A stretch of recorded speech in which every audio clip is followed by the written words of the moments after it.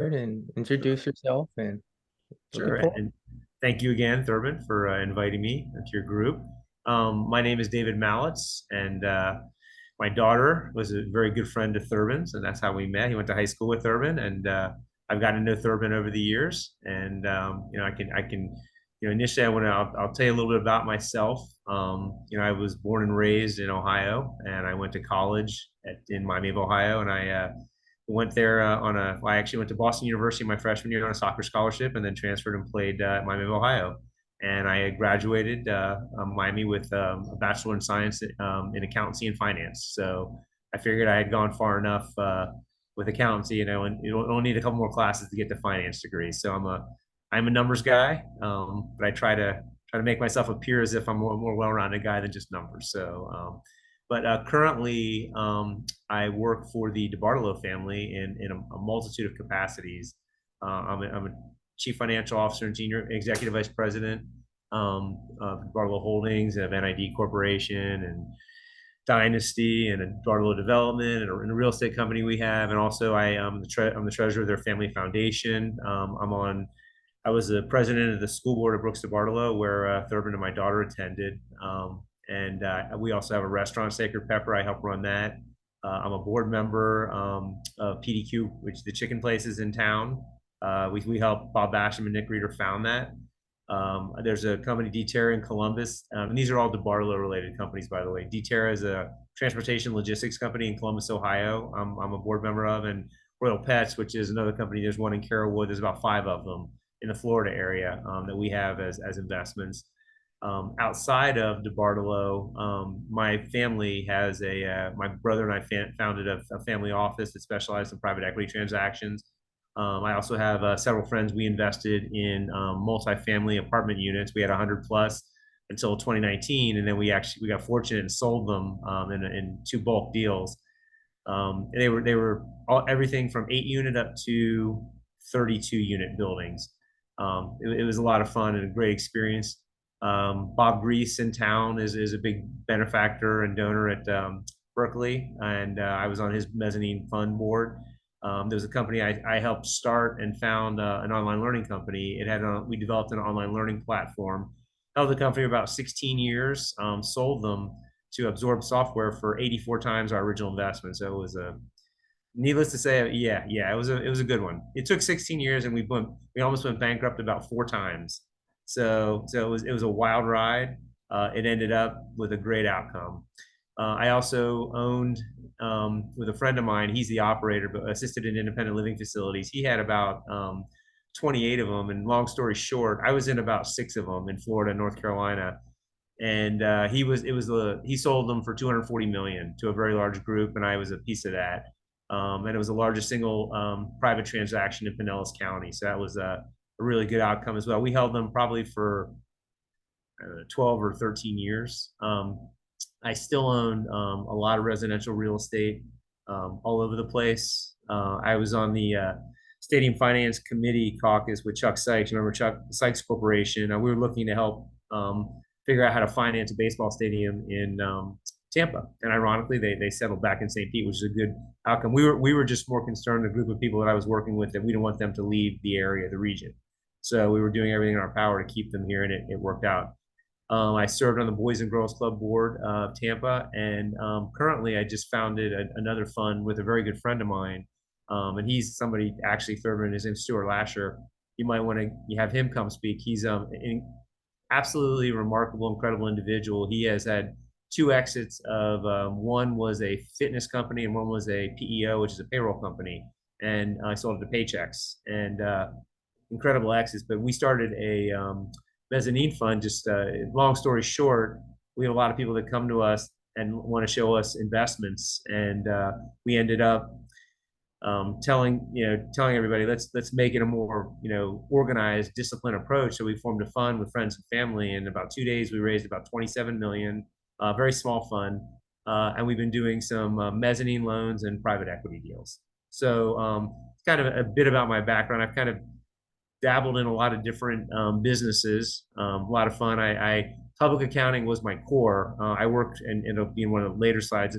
I worked for Arthur Andersen and Deloitte and Touche for about 13 years. I was being admitted as a tax partner to Deloitte and Touche. And I tell everybody, and you'll see in a later slide that I always say you don't, you really want to do your own thing if you can, but sometimes you have to start and learn the basics and kind of build your core principles, your building blocks. And I did that for 13 years with, Anderson and Deloitte, and it was a great experience. But I'm very happy that I'm doing what I'm doing now. And the Debartolo arrangement that that I work for their family is a really good one because they allow me to invest in a lot of side businesses as well as do day-to-day type stuff with their family office. So it is really a fantastic situation, and they're some of the most incredible people in the world that I could ever work with and work for.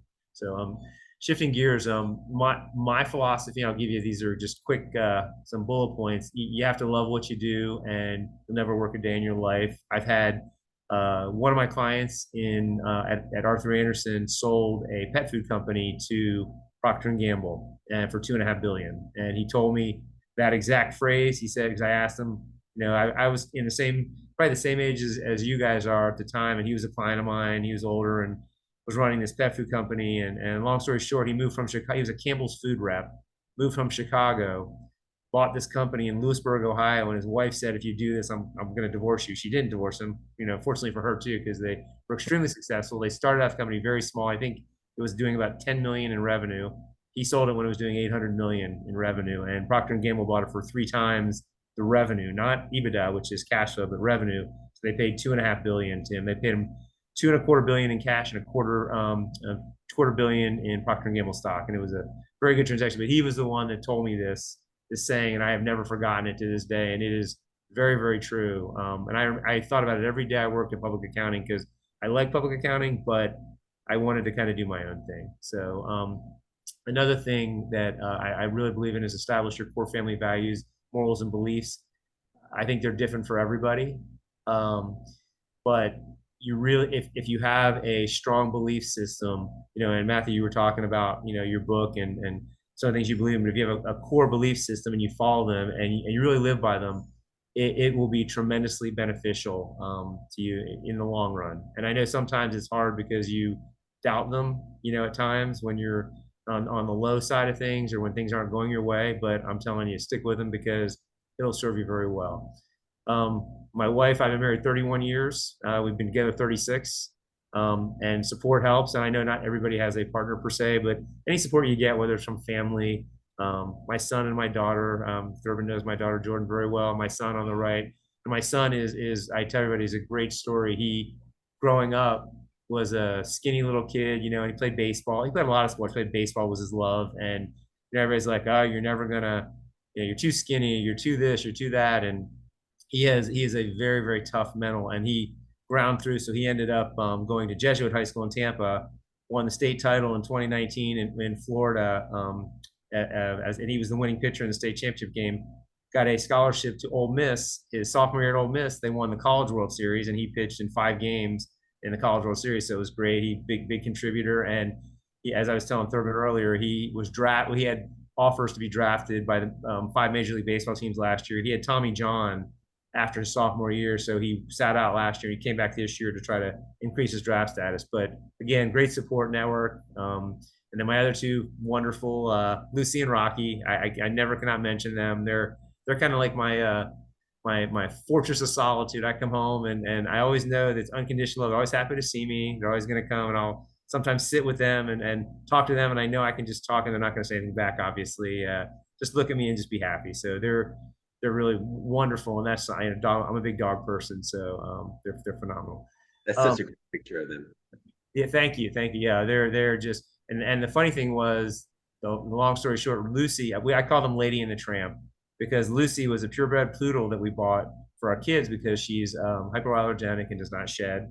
Rocky was a rescue, and another long story short, in where my son goes to school in Oxford, Mississippi, there's a very large lake outside of the city called Lake Sardis. And his girlfriend's roommates, boyfriends were doing some what's called mudding. They drive around in trucks in some of the wet, and they saw this box. And the box was right by a tree, and it had a rope into the box, and the rope was tied to the tree, and he was tied in, and somebody left him to die. So he was a rescue. Yeah, it was so when we got him, well, what happened was Josh, my son, and his girlfriend Riley took him into where they live in Oxford, and they had arranged somebody 2 Thanksgivings ago to take them, and it fell through at the last minute. So I said, bring them home, bring them home. They brought them home. And I just, fell in love with them. And, I don't know if you've ever seen the movie Hoosiers, the basketball movie. Are you guys familiar with that? No. There's a scene in there where the lead person says, his name is Jimmy Chitwood. He's the star basketball player, and he won't play for these personal reasons, probably some moral reasons. And in the middle of the season, he comes and he says, "It's about time for me to play." But he says, and at the time, Gene Hackman, I don't know if you knew who that actor is, but he's the coach, and he has this very old school, harsh way of coaching boys, and the town people are starting to wonder. And Jimmy came in this church as they're voting whether to keep the coach or not. And he says, "I'll play. It's about time I play. But if coach stays, I play.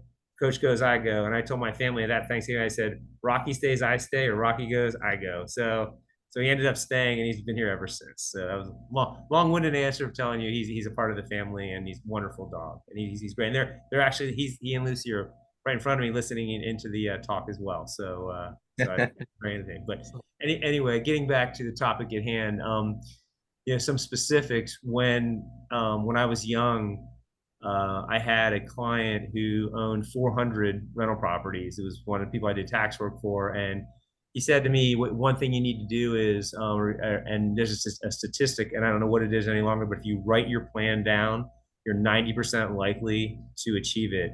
If you have it up here in your head, it's not always the case, because if you write it down, you tend to break it down and do the steps you need to get there. So a strong word of advice is write a life plan, and I would include not only financial goals but personal goals, being what you want with a relationship and things like that, and health goals, how you want to feel, what you want to exercise, things like that.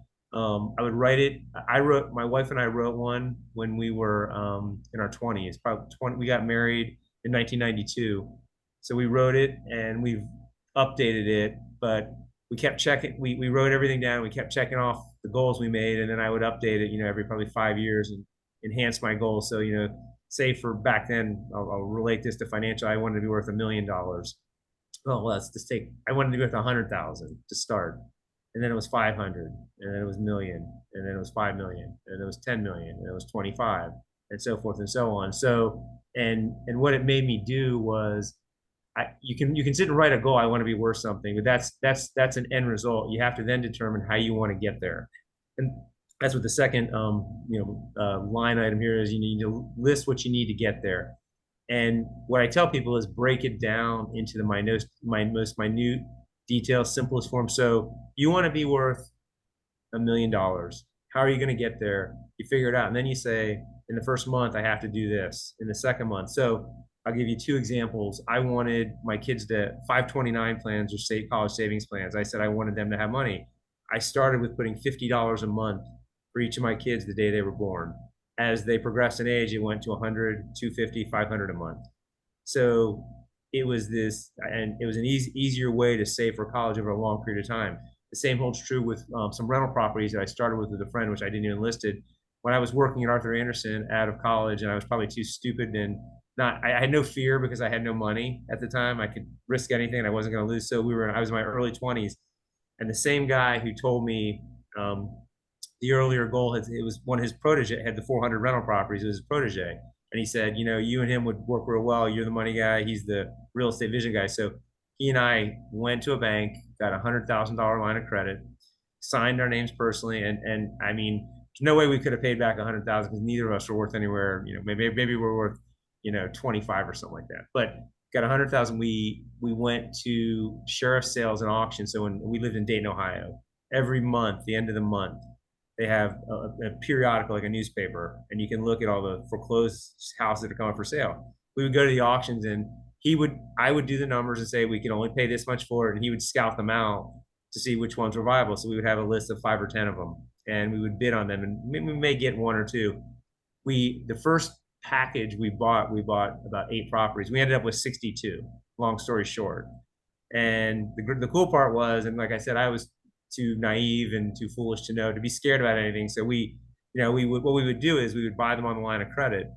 We would then, and the way it works in Ohio, and it's a little different in Florida, but in Ohio, you have to put down 10% at the auction, and 30 days later, you have to close. So we had different scenarios. Some we would buy and we'd actually have, he was a realtor. We'd have him sold before we closed in 30 days, which was really great because it was a great flip. That's hard thing to do, and I wouldn't advocate. But the other stuff, what we would do is we'd buy it, and we had a relationship with a bank at the time, Fifth Third Bank, and they're based out of Cincinnati, and they allowed us to finance. So I would buy them on the line of credit. I'd put the 10% down on the line of credit. I would, we go to the 30th day, we'd sign all the paperwork to close, and the bank would give us a loan, and we would refinance it off the line of credit. So we were effectively doing it with no equity at the time. And he and I, the caveat I will tell you is there's a lot of people that will do that, and then they'll pull money out of those properties. We didn't. What we did was we would leave everything in the property, and then when we amassed enough cash, we would use not only the line but the cash to buy more properties, and we just amassed a lot of properties. It was a long cycle, probably a 7-8 year cycle, but it was great because the guy who was his mentor, who was my client at Arthur Andersen, who had 400 properties, was in Ohio at the time making between $38,000 and $48,000 a month, free and clear. And to put in perspective, in Dayton, Ohio, when you're making that, that's like making in Tampa, $200,000 a month clear. It's because Dayton, Ohio is a very inexpensive place to live. So long story short, write your goals out and just keep updating them and break the process down in as small as a measurable unit, because it becomes much more attainable when you break it down. If you just look at the end result and say, I got to be worth $1 million, it's kind of, you're going to get overwhelmed. What you have to do is say, I need to piece it out and understand. It's almost like when you're writing your books, I'm sure, Matthew, that you're writing chapter at a time, and then you're looking at subjects in the chapters, and you kind of assemble everything. At the end of the day, I have a friend who's she's a writer and does the same thing. She has a lot of thoughts, so she jots down her thoughts, and then she collaborates with somebody else, and then gathers all the thoughts, but writes a chapter at a time, and it's kind of the same premise. So that's one of my suggestions. I have another, the rule of the P's. Prior planning prevents piss poor performance, and this is very simplistically put: prepare before you do anything. And it doesn't matter what it is in life. The most basic mundane preparation always makes you look good and always leads to a good outcome. And it always helps you deal with when there's hardship or adversity. It really is something that I just live by. My friend and I, Stuart, who started the mezzanine fund and the private equity mezzanine, our Plutus Capital, everything is budgeted, detailed, and preparation before we make any decision, and it really helps. So I just call it the rule of the P's.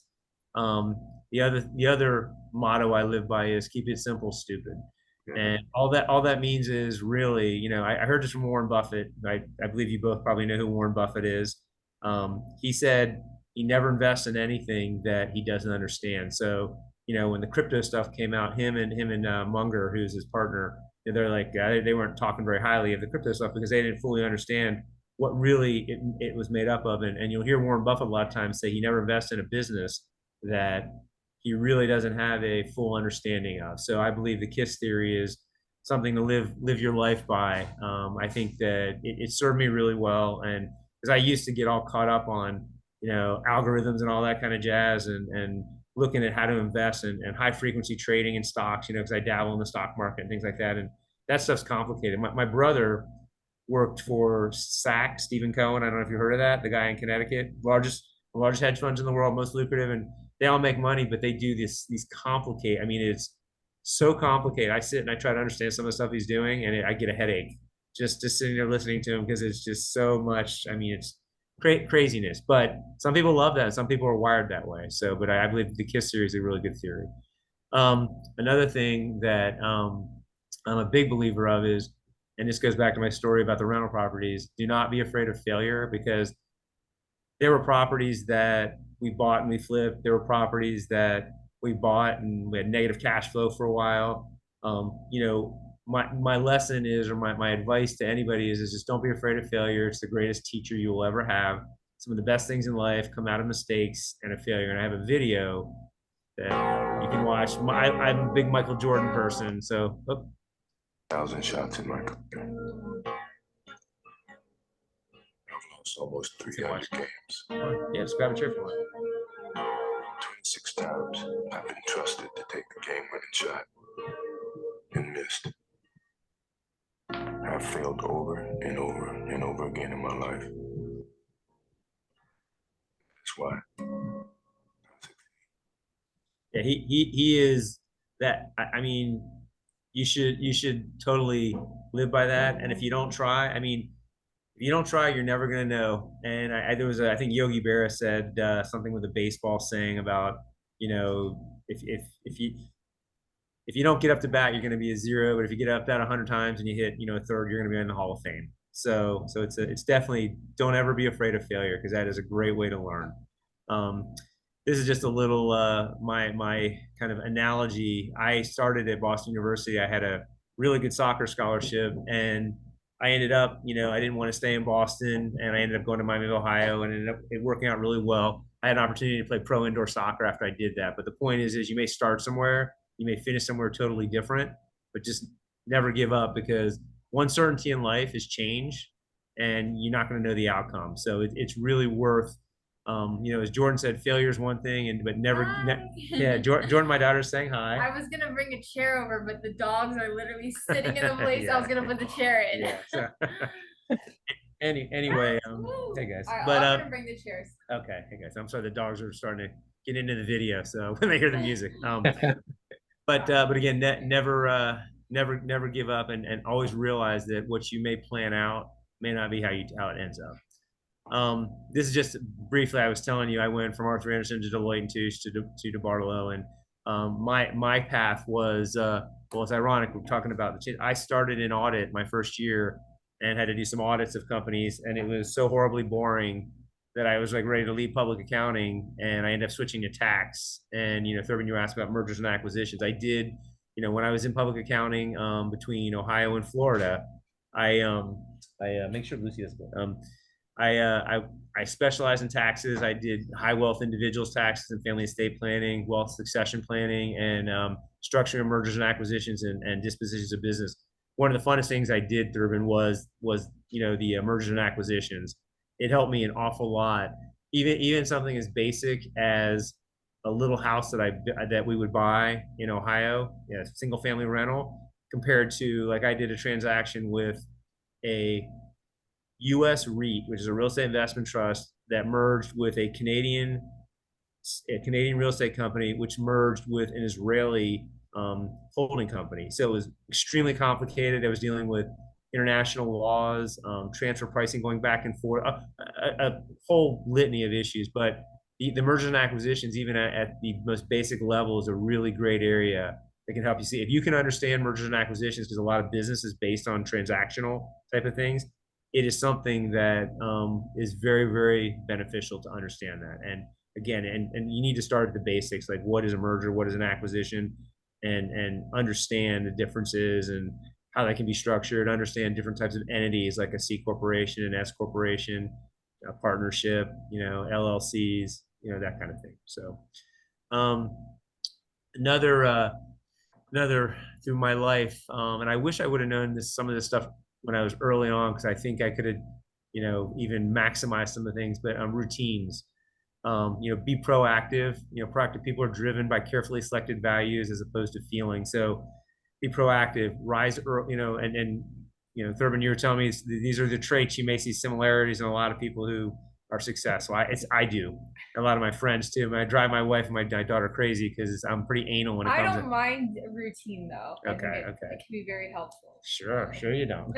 Anyway, I believe in rising early so you have time for yourself and you can piddle around like me in the morning. So I get up pretty early, but I'm not always productive. I heard Jeff Bezos, you know, the owner of Amazon, he said his favorite thing in the world to do, he gets up super early, but he piddles around and, you know, calls and reads the paper, does whatever. I play with my dogs, I'll read my emails, do whatever, but, you know, make time. I guess the moral of the idea behind this is rise early and do what you want in the morning, to get it out of your system so you can start your day off really well. And rising early to different people. I used to get up at 5:30, now I get up at 6, but you know, it just depends on, you know, the person.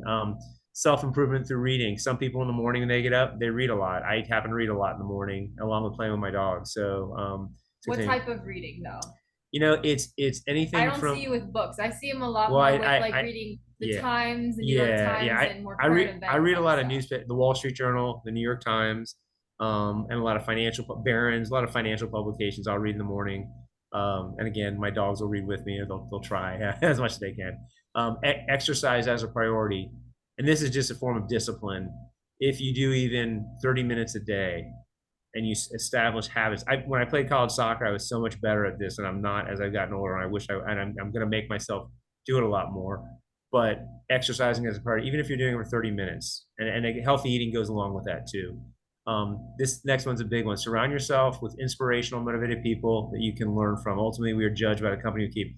I try to surround myself with always I want to be the dumbest person in the room, and I want to be around people who are going to motivate me, instill me to succeed and inspire me. So I look for very successful people, and it doesn't mean business success. It means just people who I view in life are successful and something that I want to emulate. But I always say I try to surround myself with the 5, best people that I know. My family's included in that too. Another thing that I've learned over time is sleep is crucial. I used to not sleep as much. Maybe I would sleep 5 hours a night. It's not good to do that. You burn out is what happens. Sleeping 7 to 8 hours is really good. No matter what anybody tells you, it's really good to do that. So I've every very successful, wealthy person that I know, and Warren Buffett, Jeff Bezos, Bill Gates, they'll all tell you the same thing. Sleep is very important. And I know nowadays with the Apple Watches and everything, you can even monitor your sleep to see what kind of quality sleep you're getting. This is another video. To me, basic SEAL training was a lifetime of challenges crammed into 6 months. So here are the 10 lessons I learned from basic SEAL training that hopefully will be of value to you as you move forward in life. Every morning in SEAL training, my instructors, who at the time were all Vietnam veterans, would show up in my barracks room, and the first thing they'd do was inspect my bed. If you did it right, the corners would be square, the covers would be pulled tight, the pillow centered just under the headboard, and the extra blanket folded neatly at the foot of the rack. It was a simple task, mundane at best, but every morning we were required to make our bed to perfection. It seemed a little ridiculous at the time, particularly in light of the fact that we were aspiring to be real warriors, tough, battle-hardened SEALs. But the wisdom of this simple act has been proven to me many times over. If you make your bed every morning, you will have accomplished the first task of the day. It will give you a small sense of pride, and it will encourage you to do another task, and another, and another. And by the end of the day, that one task completed will have turned into many tasks completed. Making your bed will also reinforce the fact that the little things in life matter. If you can't do the little things right, you'll never be able to do the big things right. And if by chance you have a miserable day, you will come home to a bed that is made, that you made. And a made bed gives you encouragement that tomorrow will be better. So if you want to change the world, start off by making your bed. I don't know why that I find that speech so profound and so true. I know he boils it down. It's a lot of like kind of what I've told you in breaking your goals down to the most minute step or doing basic things. But it is just something that I don't know. It strikes out. And you think about it, that's the Navy. That's the head of the Navy. Shh, that's the head of the Navy SEALs. So I mean, that Lucy agrees with him too. So and Yeah, the hey, dogs Lucy, are that's moving. enough. That's enough. Hey, sorry about this, guys. Anyway, I just find that speech very motivating and very telling. So, all right, getting to the real core of everything. Lucy. Hey, Lucy, that's enough. Shh. I think She's hungry. Yeah. Dog barks Yeah, at us when they she tell wants us when she wants to dinner. eat. So yeah, she's hungry. You guys wanna eat? So creating wealth, everybody wants to hear specifics about how to do this, and there's no one size fits all. There's just some rules you can try to live by, and it incorporates a lot of stuff that I've talked about earlier. And you see this all the time now on social media. Create multiple income side streams and investments, businesses and passive income. That is incredibly true. So early on, when I worked in public accounting and I did the real estate with that other individual, that epitomizes what that statement said. I wanted side income, and we called it printing money when you sleep. When you sleep, is what owning real estate is, because somebody's paying rent, they're buying a place. Even if you don't take the money out of the business, it's still, you're paying down a mortgage and they're putting equity into a house. So you eventually, when you sell it, you'll have that money. Point being is whatever you do on a day-to-day basis, and maybe, and what I've learned over time is sometimes the side gigs, as I call them, and it can be your full-time gig if you're really good at it. But if you're working a job to cover your costs, and you have a side investment or side deals, and that can be real estate, it can be stocks, it can be whatever works for you. It definitely is something that you can take this out, John. Let's say it keeps Yeah, falling. yeah. And also the screen, I noticed That's you a- want to that's- tilt it down just a little That's bit. fine. Thank you. That's fine. Okay. But the side gigs and the side businesses are really good if you're able to do them while you're working. And I would highly encourage you, especially if what you're working is just, like I said, to cover costs and you don't necessarily love it 100%. And the side gig, and like I said, passive income is synonymous with real estate a lot of times. Businesses can be anything: authors, writing books, writing songs, being creative. Side investments can be stocks, bonds, whatever works for you. But I would encourage you to do that if you're able to do that. And a lot of people will do it at night. State trading stocks, for example, they'll do it at night. One cardinal rule of trading stocks is you never do it during the day when the markets, because your emotions get the best of you. You place your trades at night and you let them execute the next day. Not a lot of people know that, but everybody's like, oh, I'm going to get on my computer and place these trades, and then they see the market go up and down and they get all emotional. I got to sell, I got to buy. It's absolutely not the way you want to do it. So you want to sell when the market's closed. you want to place your trade when the market's at night. So you Okay. program in a trade, and then when the market opens, you've done the research to understand that investment, that company, and you want to stick with it no matter how it opens or whatever. You can put stop losses in to protect your downside, but that's a little more granular than I want to get. But the point is having a side gig or multiple streams of income is always a smart way to go, and it will create wealth for yourself. Would you say your rental properties are one of your rental properties are favorite great. Yeah, ways to generate side income? And yes, for me personally, I love real estate. I am totally into real estate.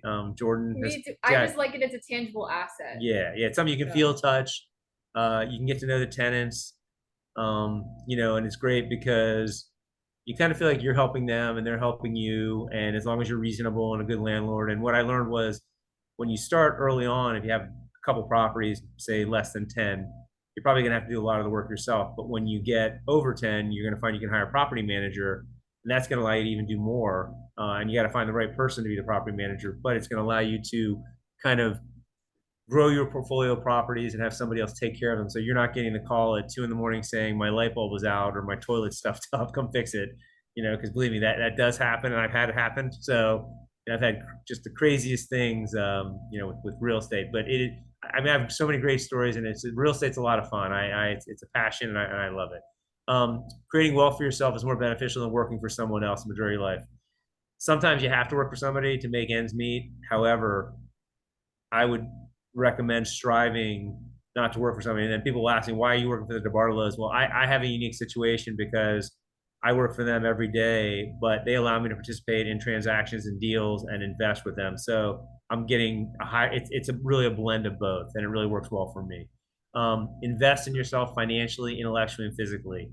Financially, if you can set, $100 a month, $100 a week, 25.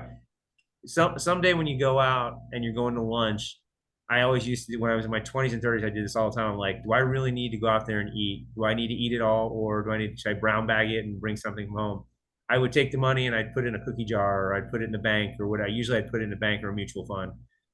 But invest in yourself that way. Invest in yourself intellectually. Read, study, become really the best at what you love and what you do. Matthew, whether it's being an author or whatever creative aspect, be the best. And physically, which I think lends into the other two, if you take good care of yourself, you'll be able to achieve a lot of these results. Start investing as early as possible. You both are very young. I started putting in mutual funds. So a guy that I worked with at Arthur Andersen's named Jim Dodock, I'll never forget this. He was probably 20 years my senior, and he goes, I have these 5 funds, and I remember the 5 funds. And he goes, just put $50 a month in the 5 funds. I did that for like 7 years. And lo and behold, at the end of 7 years, I had way more than the $50 a month principal that I put in there. And it was just called dollar cost averaging. And what I did was, so that I couldn't not do it, I had them automatically take it out of my checking account. So it was coming out no matter what. So I had to make sure that money was there and it wasn't spent. And it worked very well because it allowed me to save up over a long period of time. And again, save every week, even just a small amount, which can require disciplined budgeting and planning.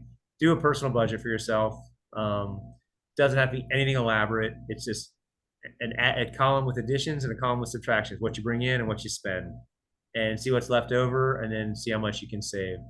Another important tenet to me is have a long view. Getting rich quick is not a plan. There are so many people that think coming up with an app that makes you millions of dollars or billions of dollars is like the way to go, or do something on social media. If you get lucky and that happens, all the more power to you. I think it's great. I don't think that's a really good plan, and everything is over long horizons. It's taken me, I've been working since 1990.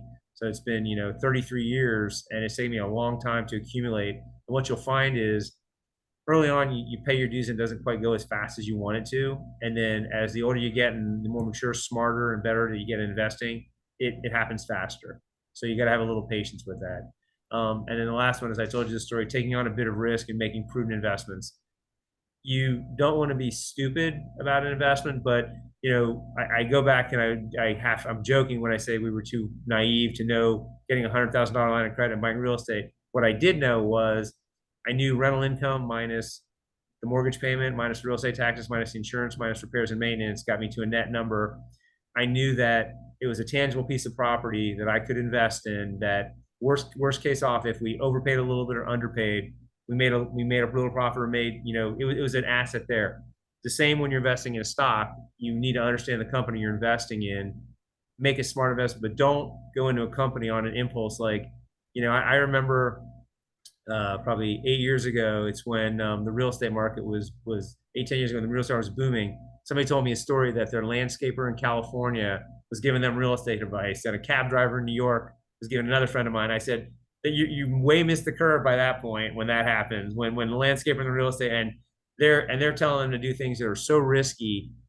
You just have to understand how to assess risk in an investment, and then make that investment and stick with it. And sometimes, like if I buy a stock and I really think it's a good company, and let's say I buy in at 50 and it drops to 30, instead of running for the hills, I'll buy more in at 30. So it's called dollar cost averaging. I'll buy it down. So instead of my basis being $50 a share, it'll be $40 a share. 30 plus 50 is 80 divided by 82. It offsets your losses. Yeah. So it leverages your risk a little bit, but understanding risk is really, really good to do. So whatever your discipline is or whatever you're doing, understanding risk is really good. Another basic formula that I have, and this is very simple, but it's very true. Make more, and I know this is going to sound so obvious, but it's reality. Make more money than you spend, avoid debt, and invest in your savings wisely. Sometimes, if you're buying real estate, for example, it's hard not to take on debt. There are certain types of businesses you don't have to take as much debt. Leverage real estate, sometimes you do, but even in today's day and age, taking on debt, there's a much bigger difference between 5 years ago when debt was 2-3%, and now it's 6-8%. And you have to understand how that's going to impact. We're going through this with one of our investments at Debartolo that I have. And we have a 56-story high-rise in Chicago, and it's the building's worth about $320 million, and we have about $140 million in debt. So we're going through an analysis to understand. We have some debt on it that's 2.27% through 2027, and we're trying to figure out what to do after that. We're obviously we're doing what's called an interest rate sensitivity analysis, but we're trying to understand, is it better to pay it off? Is it better to refinance? Things like that. So understand, with debt, so understand all the aspects of it, because it's usually a lot of paperwork to get debt, especially through a bank. And there's a reason the banks are in business. It's kind of like the casinos. They all want to make money. So you're borrowing from them, and they want to make money off that interest. So just, think long and hard about that. And then invest your savings wisely. Warren Buffett once said you could have put, this is 50 years ago, you could have put all your money in an S&P 500 index, which is a blend of the S&P 500 stocks, and you would have made the same thing versus some of these guys who are buying individual stocks and trading. So, again, invest wisely. He's one of the best probably that's ever going to live. And, if you can listen to his company's earnings call, if you're fortunate enough to be able to go to Omaha and hear him, it's really incredible. But if you can listen to him or read his books, you should, because he's really, really good at what he does. These are just some skills that I've observed over a long period of time to create wealth. There's two types of quotients. One's emotional, one's intellectual. Emotional is, I call it street smarts. Some people just see something, they recognize it, that's a great deal. The other is the intellectual quotient, and that is, they liken it to math. You're able to problem solve really well. And this goes to Matt, what you said earlier, and this is a self-awareness statement. You should try to recognize in yourself what your strong suit is. Are you really good at problem solving? Are you street smart and good at the touchy-feely stuff? Whatever one you're not good at, work at it to improve it. So, and again, it's a self-awareness. Another, thing I would suggest, understand spreadsheets and basic math, because that's with, I can't get over in Thurman, your private school. In Brooks Debartolo, I always talk to the teachers about this, but I wanted them to have a basic class on how to balance your checkbook, because so many people don't understand how to do that. And that is such a part of your everyday life. And then what it leads to is people don't get bank accounts because they're intimidated by not being able to understand everything. And that it's basic things like that. Like I call that basic math. It's adding and subtracting. Understand the time value of money. This is really important. It's a little more advanced, but if you invest, I'll give you an example. We have an investment that we invested in 13 years ago, and we haven't gotten any distributions out of it, but it's appreciated in value. So over that period of time, even though we didn't get any distributions, the time value of money is good to us. We have another investment where we invested same period, 13 years, and it's still worth the same amount. We got no distributions. We've actually lost money on that, even though we didn't put any more money into, like we invested 60 million in something. That same 60 million is still out there, but that 60 million today is only worth about 52 million versus what it would have been worth 13 years ago, which was 60 million when you first put it in. So understanding the time value of money concept is something that is very important out there. And a lot of financial people, if you're financially oriented, that's a concept you should become very familiar with. And that's it. That's all, folks. So, that's all I have. So Okay. fun ending. So I hope you guys got something out of that. So Yeah, absolutely. Yeah, thank you, David. I like the I know that's a ending. lot. That's a lot of information. So You were talking. yeah. I was trying to not make it so long, and it's a lot to take in. You're welcome to ask me any questions. You're welcome to even follow up and ask me any questions on it. And I'm happy, Thurman, to talk to anybody that wants to watch it and has questions. It's I've got a lot of experience over a long period of time that I can leverage off of. So, and I've done a lot of different types of investments, and I've succeeded and failed in a lot of stuff. So hopefully that was enlightening for you guys. Yeah, absolutely. I'll let Matthew ask any questions he has first, because I have a few. Yeah. I'd be curious about what kind of habits you needed to develop for yourself. You're talking about routines, and you mentioned the morning, but what other kind of like daily habits did you have to implement in order to really advance yourself into higher levels of success? I'll tell you what, my eating regimen, which my daughter and wife will I laugh. was just They're gonna, gonna laugh. smiling. So I get up at 6. I make a smoothie at 6:30. The same smoothie every single day. Yeah, same ingredients every. So everybody's like, oh, it's got to be boring. Not to me, it's not. I make the same smoothie every day at 6:30. I ate at 10 o'clock. I ate an apple. At noon, between noon and 12:15, I eat a salad. Usually something really light. At 2:30, I have a snack. Usually it's like nuts, and then I'll eat dinner at 5:30 to 7:30. Just something reasonable. So that's one habit that I have. Sleeping is something that was another that I evolved.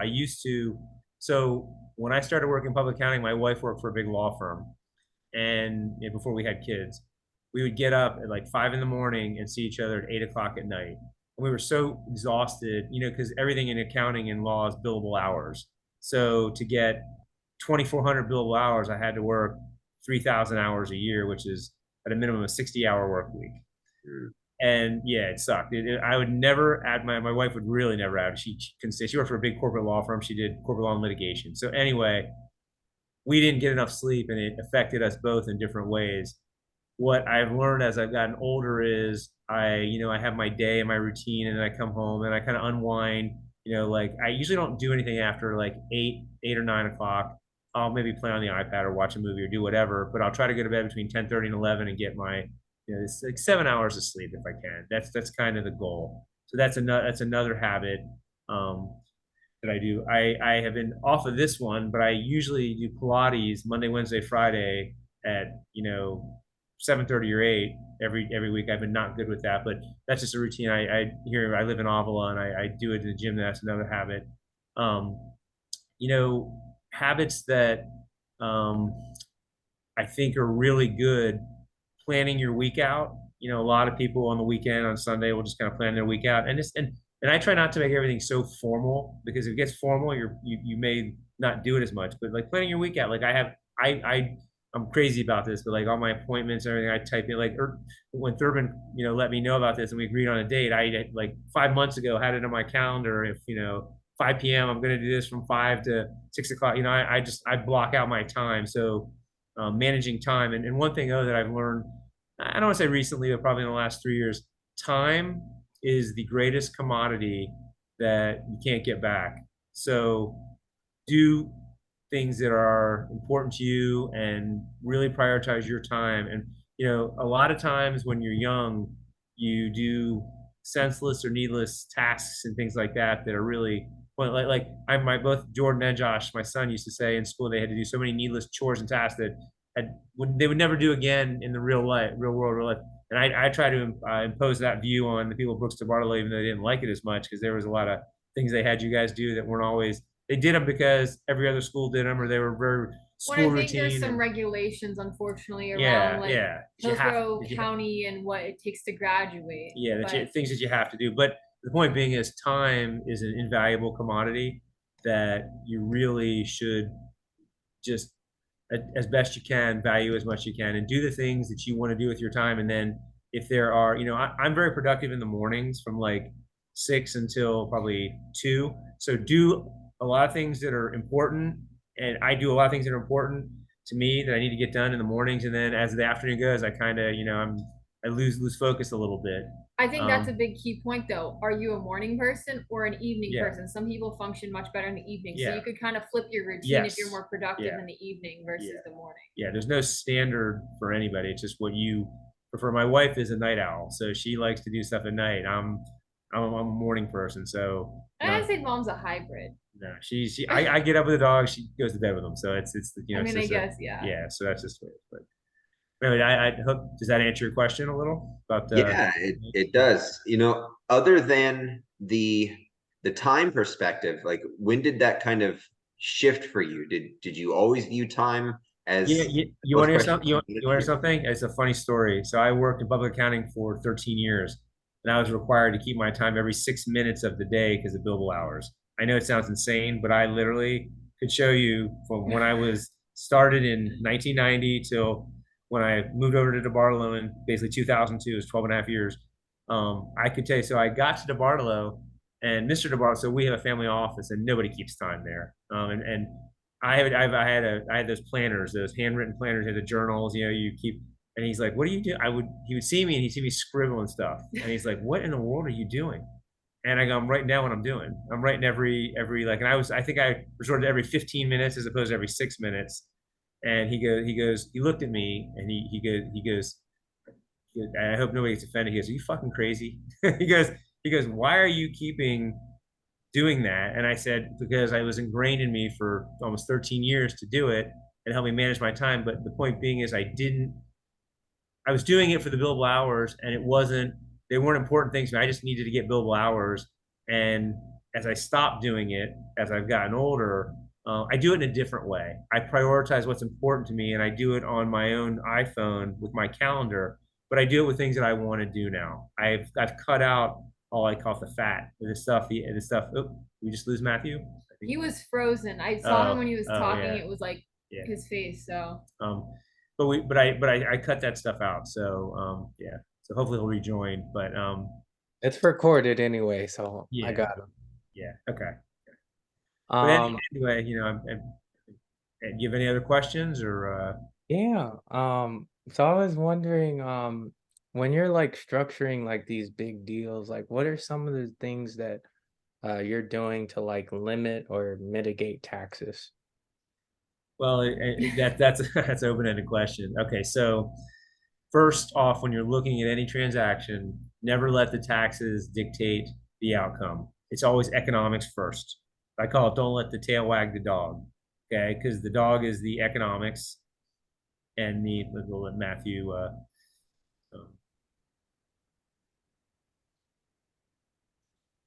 All right, I'm back. okay. Thurman asked me when I look at large transactions, whether I was in public accounting or even now, how do I minimize taxes? And I said that's kind of it's more of an open-ended question from the standpoint. I number one, never let the taxes dictate the outcome. It's always either economics should drive it. So you always want to make the profit, make the gain when you sell. So in other words, don't let the tail wag the dog. The dog is the economics, the tail is the taxes. So answering your question specifically, it really depends on the type of transaction. Is it a merger or an acquisition? And what type of entities am I dealing with? Am I dealing with a C corporation, which is an entity that pays taxes? Am I dealing with an S corporation or partnership that flows through everything to the individuals? Am I dealing with a trust? And there's grantor and non-grantor trust. A grantor trust, the grantor of the trust pays the taxes. No, it's very similar to an S corp and a partnership. A non-grantor trust, the actual entity, similar to a C corporation, pays taxes. So if it's real estate, for example, we'll look to things like the character of the gain. Is it capital gain or ordinary? You want things to be capital gain because the tax rate on capital gains is 20%. The highest tax rate on ordinary is 37. So we'll look to make sure we characterize that transaction to get favorable tax treatment from the type of the character of it. We'll look to maximize deductions, things like if you're owning real estate along the way, you want to take depreciation deductions along the way when you're operating it. I will, and this is, there's a difference between when you're looking at a transaction, holding the property, and I'm making this relative to real estate, versus selling it. When I'm holding it, I'll go through a whole analysis of obviously the purchase price, what I pay for it. I do comparables in the market. And this is deviating a little bit for your tax question, but then I'll look at how best to operate it, how much debt to put on it. I'll usually put no more than 50 or 60% debt because I don't want it to be over leveraged. And I do that because if for some reason I have a rental property and it's vacant for a period of time, I don't want to get hurt by having too much debt on it. So, and then I look at how to maximize depreciation. So to maximize depreciation, you look at how you characterize real property, real assets, and personal assets, personal property. Personal property like furniture, fixtures, you can depreciate between 5, 7, and 10 years. The real property itself, residential rental, you depreciate over 27 and a half. So you want to allocate as much of what you pay for something to the personal property to get accelerated tax deductions. At the end, when we sell it, you look at a whole bunch of different things. You look at what I described to you earlier, the character of the gain, what's capital, what's ordinary. I look at, can we do a like-kind exchange? It's called a 1031. So what you end up doing there is you identify another property, you sell your property, you put all the cash, the proceeds you get into a qualified intermediary, and you buy another property, and that you roll the gain into another property.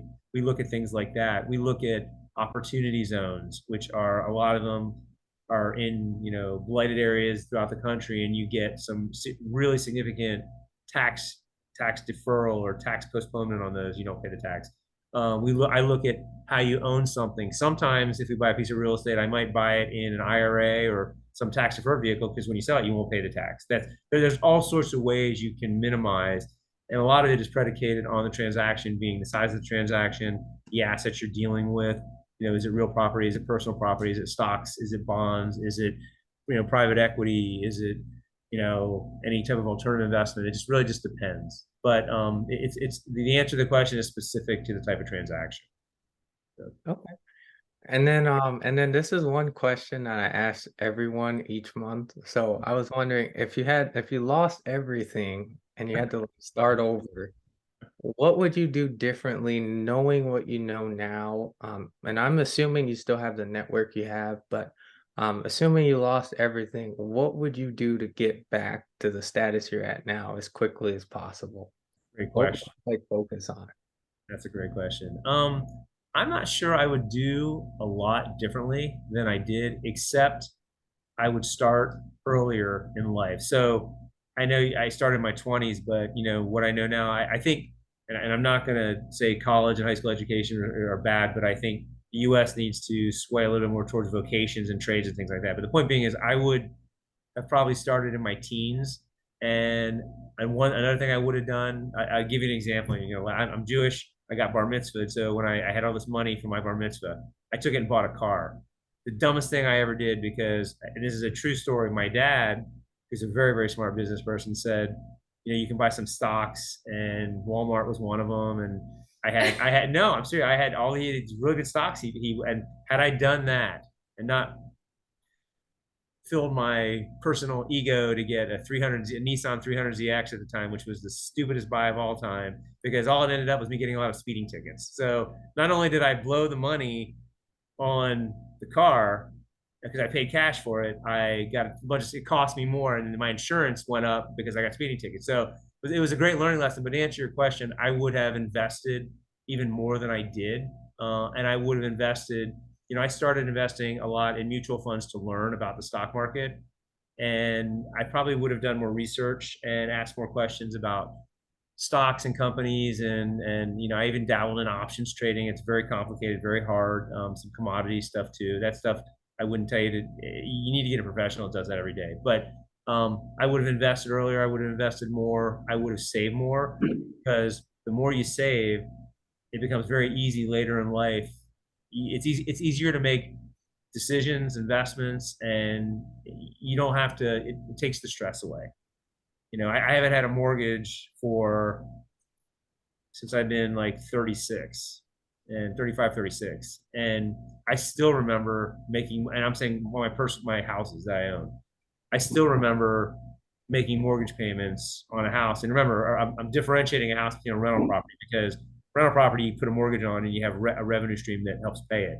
Your house, it's the personal asset that you really don't. So I would try to stay out of debt. I would invest more. I would invest early. Those are things that I would do better than I did when I was younger. I had to catch up some later in life, and it's like investing. It's the simplest thing in the world to invest a little bit every month, and you will be shocked at how it adds up over time. And in your mind, I don't want to say forget about the money and investment, because you really want to monitor it to see how it's doing, but put it out of your mind like you're never going to touch it. And it adds up. So those are some things that I would do a little bit differently than I did when I was younger. And I will. One lesson I learned, and I will never invest overseas. I did some overseas stuff. I will never do that. The reason being is, first of all, the people I invest with, it was very hard to get a hold of, and they were conveniently, when they wanted my money, they would return my calls in 2 seconds. When they had my money, it took 2 days. So, and I would never do that. And plus, a lot of the foreign laws, it's very hard to go after somebody overseas on any kind of investment. It's so much more complicated. So I would invest domestically in the U.S. And to be quite frank, the U.S. markets, and I'm not saying just stocks, I mean real everything. U.S. markets have been better and safer than most anywhere else in the entire world. So that's kind of my multi-part answer on that. That's a very good question, though. I like that. Yeah, I like it. And then one other thing I was curious is, what do you like what kind of goes into like your like investment philosophy? So like, because I know there are different types of people out there. So like, I know I have like a mentor of mine. He only buys one great deal a year. Some people are like, I want to buy everything. Or some people like, it's funny you say that, because in our fund, myself and Stuart, we've looked at 94 deals, 254 million of deals, and we've only invested in 6. So the notion of the fund is to generate cash flow. So we're not it's a mezzanine loan fund, which means a high interest rate loan, or preferred equity, which the reason we do preferred equity is because the interest we get is in the form of, you get the cash flow you get in the form of a dividend. So it's for preferred tax treatment. But that's cash flow. So my perspective changed as I got older. I wanted to create wealth for myself when I was young, and I like cash flow, but it wasn't the priority. As I've gotten older, it shifted. I still want to build wealth, but the cash flow I like more. And I think it's just because I've accumulated more, and I like to have a lot of cash flow. I've accumulated more personally, and it just doesn't generate income, so I like to have cash flow. So I look for a certain yield. In other words, it has to be a minimum return in order for me to consider it. And when I was younger, if I invested $5,000 or $10,000, that was a big investment. Now, if I invest seven figures, that's more, what I look at. It's maybe 500,000 to 2.5 million, but because I know it's going to move the needle if I get a good return on it. If I invest in something that's 5,000 or 10,000, even if I triple my money, making 15 or 30,000, it's great, but it's not going to move the needle enough for me. So income, I look for stuff that has income and cash flow, yield, some people call it, and I look for things that I know I can hedge my risk, like real estate is tangible. There are certain companies that I view as tangible, even though it's stocks. I dabbled, Jordan and I dabbled, I think, some cryptos and stuff. That was crazy. And that's high risk. Can I say that what happened with it? Well, we made money, but I mean, Ethereum literally overnight. How much we make? $20,000. Yeah, it was stupid luck. Overnight. But again, that's just dumb luck. It was dumb luck. We're not any smarter than anybody. It was momentum. It was like $2,000 when we bought, right? Yeah. And then how much did it go up to? 3,000. And there was another one that I wanted to buy, and it was like at $50, and I think it went up to like 800 or something. Yeah, so it really was. But the point is, I don't look for that stuff anymore because it's not good long term. No, it's not. Cash out quick. It's too risky. Take your run or take what you made on that run. There's many ways you can invest in the stock market, and even if you want to get a little exotic, you can do options, and options are leveraged stocks. Effectively, you can make a lot of money doing that if you understand how to do it and understand the company. So, but to answer your question, I look at I'm a brick and mortar person. I look at real estate, and I look at it like, it's going to be there. Hopefully, as long as there's no major hurricane, it's going to be there. Yeah. It's going to be there for a long time, and you're going to have it. Like I have stuff that I have 4 townhouses that I bought with a friend, and we bought them. Going to them for 13 years, and we paid $120,000 a unit, and now they're worth $450 a unit, and I get cash flow off of them. So it's great, and I think I can probably get close to 500 for them. But the point is, they're on Juanita off of West Shore. This little area right by McDill, and the reason we did it was because it was close to the base, and I learned that people living on military bases are very disciplined and usually take very good care of rental properties. And I felt like, and I don't mean to stereotype, but it's a complimentary stereotype, they were always really good. And I own properties that are on college campuses, and I've learned that girls are better than boys because boys beat the crap out of the fraternity boys and all the other boys. They beat the crap out of stuff in college, whereas the girls take really good care. So it's stuff like that. You want good tenants, so that there's less money wear and tear, and then less money you have to put back into the property when you turn around and re-rent it. Exactly. So, but I mean, those are some of the things I look for. But again, and you're smart in looking for properties. Something you should consider.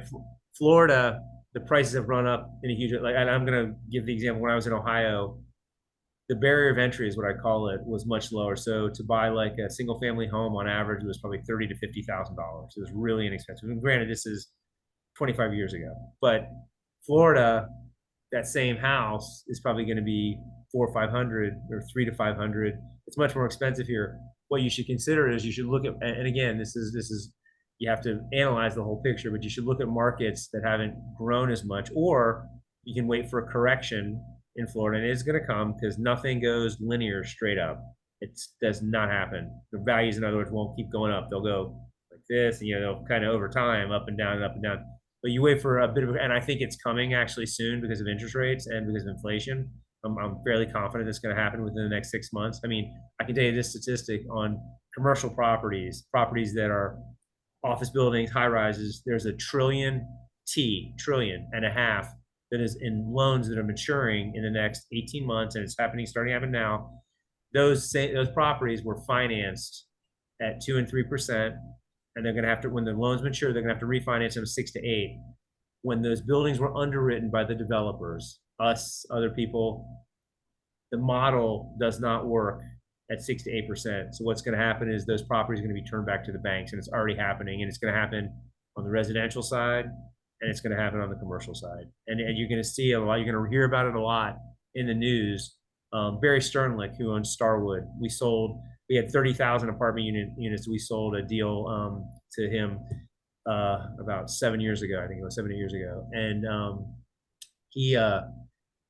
he was just on TV saying he's turning back one of their office buildings. For them to do that, who they are as solid as there is a credit as you're ever going to get. For him to say that, that's not a good sign. And I was watching him on CNBC or Fox or something. And he was saying that, the markets, like, you always hear about New York and Los Angeles and San Francisco. And we have a place in New York, and it's true. New York, they're correcting and the values are pulling back, but San Francisco has gotten obliterated. That's been coming for a while. Yeah, but it's really got obliterated because the tech companies, a lot of them moved out of downtown. Like there's an office, we were presenting an office building that somebody had paid $90 million for, that we could have bought for about 18.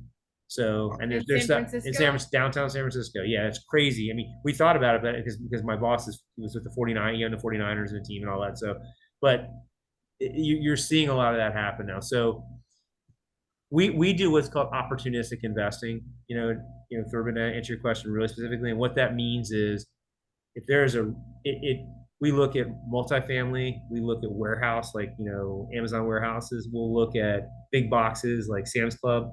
If there's something that's upside down or things have gone really horribly wrong, that's the opportunity. And we'll sometimes jump on that, and it pays off very well.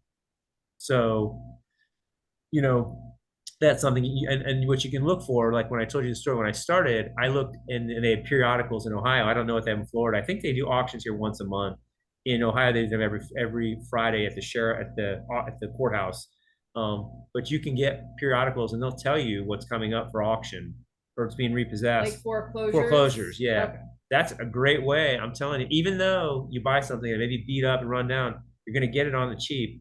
And if you have to fix it up, you fix it up, and you take time to do that. I never thought of it. That's a great way to enter into a property, because you seldom ever lose when you buy at a significant discount on a property. If you pay a premium, pay over the market, you can lose a lot of times. So that's a good way to de-risk things. Buy foreclosures. Well, you can buy foreclosures. Look at stuff that's, sometimes I don't know if they do them on the signs out front. Sometimes they'll say foreclosure house or whatever, but you have to look in various areas. But and always, Warren Buffett said this: always go where they're not, and do what opposite of everybody else is doing. So when I told you the story about the cab driver in New York and the landscape gardener in California, they're doing that. Warren Buffett was probably doing the exact opposite of what they were doing. So it's called contrarian investing. But if the masses are doing one thing, you do the opposite. That's a really good way. But again, in going back to the properties, a really good thing is to find something that's severely discounted. And so if you have to put a little work into it, so what? You know what? If you buy something that should be worth 500, but you pay 300, you can put 100 into it, and you're still 100 ahead. Mm-hmm. So that's a lot of things that I look at.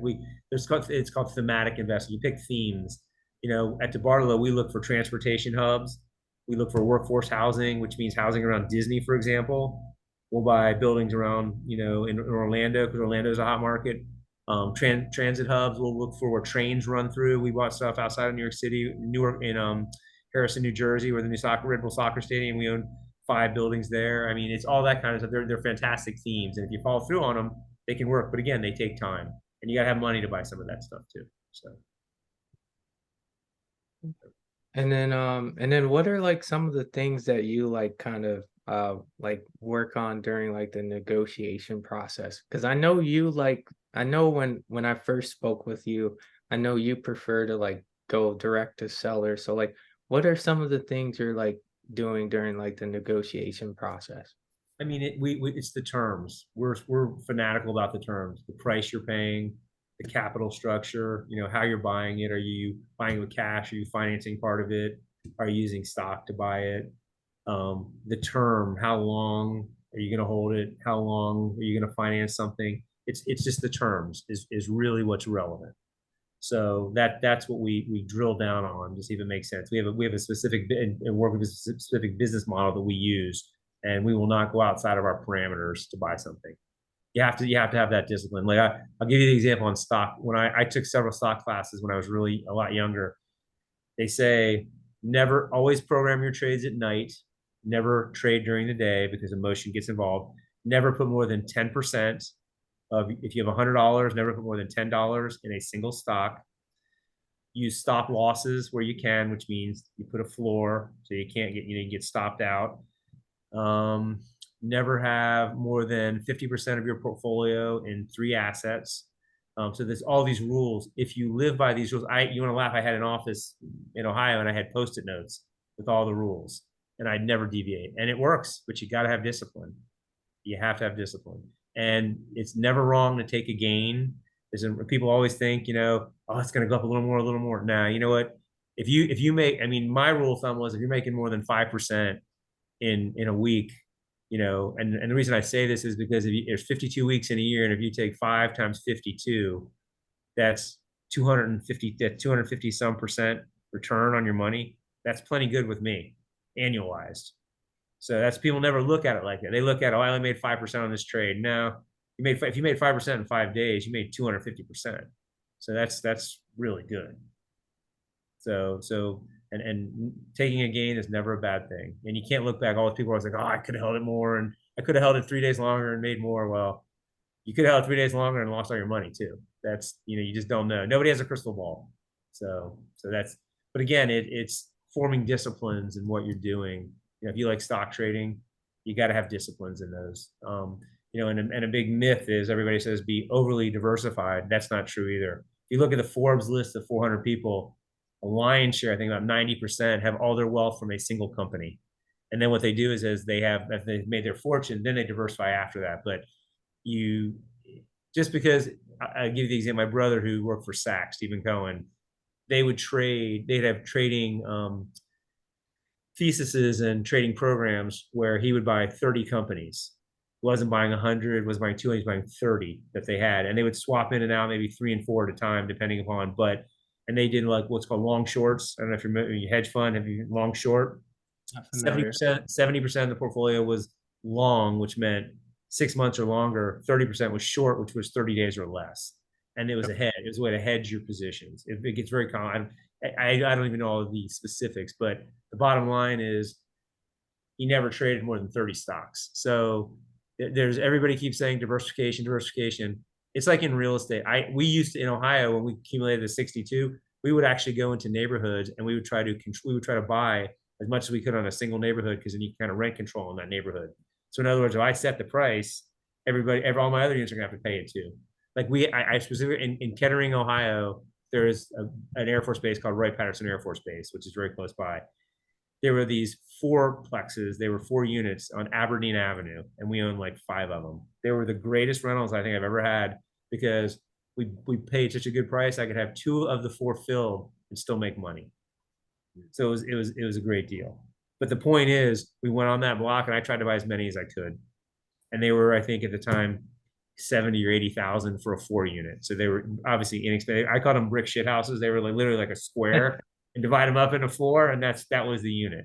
And they weren't anything spectacular. I mean, today would I ever live in them? Probably not. But back then I would have lived in anything. I would have lived in the back of my car if it came down to it. So, but that's to answer your question. I mean, those are things you can look for.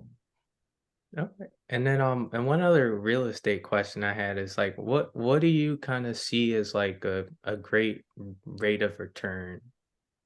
Like, what do you kind of say is like, well, this is like the minimum, and then like everything. It really depends on the type of property. If it's a multifamily rental, like there's a single family rental, there's duplexes, there's quads, there's buildings that may have, I consider something bigger, 24 units or higher. And then if you go up into the hundreds, if there's a 300 unit, if it's not, so if you don't have an IRR that's north of 18%, it's not worth doing. So if you're not, and IRR is a little different than the cash flow off of it. If I look at it, if you're buying to build a portfolio and you can buy a property and finance 60% of it and then still have it cash flow or break even, it to me is a good deal. So I look at the annual, how it will cash flow. And I always, when I look at something, I say, I discount, like nothing's ever gonna be 100% full all the time. So I'll take something and say, if there's 12 months, I'll say if it's 10 full for 10 months and I get this rent and I have this much bank debt on it and I make this much cash flow, then it's a good deal from that perspective because it's paying for itself. But then I incorporate the appreciation that I think I'm going to get over time. And I in my mind say when I'm buying it, I'm going to hold it for 10 years, for example. And I want it to appreciate from 300,000 I paid for it to 450.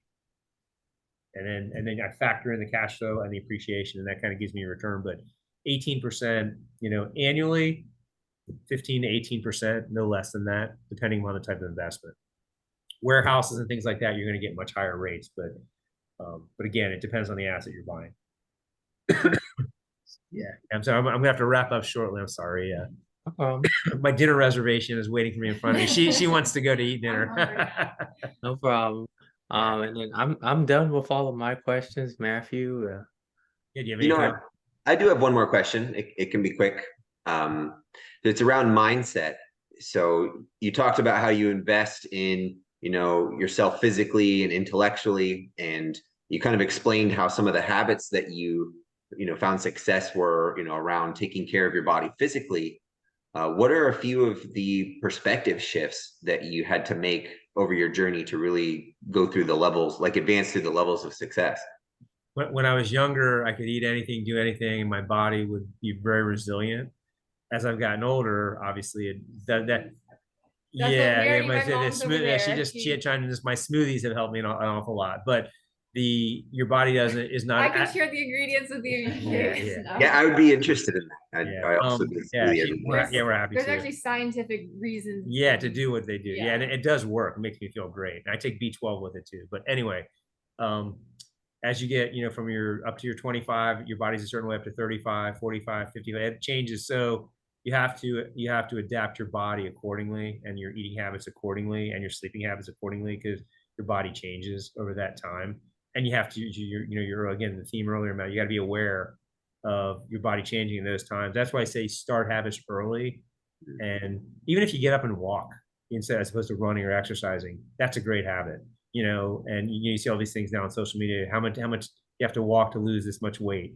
Well, I love to walk. In New York City, I walk 6 to 7 miles a day when I'm in the city. So that helps your mental state too. I was just gonna say, he's in New York City, he's always like, it calms your mind. Yeah, it totally does. I go out, I'll walk my dog. That stuff calms my mind. If you sit, and the issue I had was when I was younger, I was very athletic, and I would go to work and I'd play in indoor soccer leagues, or I'd play in different leagues. I'd play basketball or do whatever. As I get older, I don't do that stuff because my body can't take it. And I have a knee replacement too, which didn't help me any. But the point is I sit at a desk and you become very sedentary. And what I did in my office, I got one of those desks that elevates up, goes up and down. And for 30 minutes at a time, I'll stand up. That's just a little something that I did as a trick. And it was a cheapie desk. I mean, it was a wood desk that we got. I think we ordered it online. It was maybe like $180 or something. But those things tend to help. You just have to remain active to some degree. If you don't, if you start to, I worked a lot, so I would sit a lot, and it's just not good for you. It's not good for your circulation. It's not good for your anything in regards to your health. So I had to adjust as I was going forward. I was gonna say, sometimes people think like we need to make these huge, big changes to alter our mindset or to help us mentally, but sometimes it can be the most small things, and just building on those small things that really help make you feel more clear and more motivated. I know just when I get out of the house and go on a walk or get some fresh air, if I've been inside all day, it really it can help a lot. Yeah, I mean, like, stupid is gonna sound, flossing your teeth. That's like some basic, but it helps your gum health, which then in turn affects your mental health and your physical health, and like everything in your body is tied together and interrelated. So you treat your body a certain way, it'll have resounding positive impacts on a lot of other things you don't think about. And the connection between the physical basis and then it affecting your mental. I think people don't realize that enough. They always just think it's mindset and everything, but your physical health can literally have I don't know, biochemical effects on the way you think and the way you perceive the world and all that sort of thing. I have two great coaches, and my daughter and my wife. They're extremely well read. No, I mean they're really extremely well read, knowledgeable, and all this stuff. And it's helped me. And I tell them I'd rather have somebody beyond me to do it than not. And that helps a lot. It really does. Look, you need encouragement. Whoever your friends, partners, spouse, whatever it is, to get encouragement from somebody else, helps. Honestly, the reason I have a gym here at home, and it's ridiculous that I go anywhere to work out, but I go to the Avila Club and pay a lady to give me Pilates training because that gives me the motivation to get up on those mornings and go meet her and to go do the training. So, you need that. You need that. Sometimes you need that little kick in the butt that, to get you going, but that it really helps. So. Yeah. Well, Yeah, well, thank you. thank you, David. And Jordan, it was nice to meet you as well. Yes, nice to meet you both. Or they're nice to see you. And it's been such a long time. Feels like I'm re-meeting you. No, I'm just kidding. But yeah, we'll have to fix that. I owe you a lunch, Durbin, or dinner. So I'll try to tag along. I've been saying it for a while, but I really will. If you want me. If not, I'll let you guys just have it. Yeah, no, it's always fun to talk to you both, and I'll let you enjoy dinner, and I don't want to keep you any longer. Oh no, it's fantastic. Thank you. It was very enjoyable for me too. Hope you guys found it enjoyable as well. I did, yes. Thank you very much. And you're welcome to reach out to us anytime you want with questions. And I'm an open book, and I'm a resource. So if you have questions, please don't ever hesitate to call. Yeah, absolutely.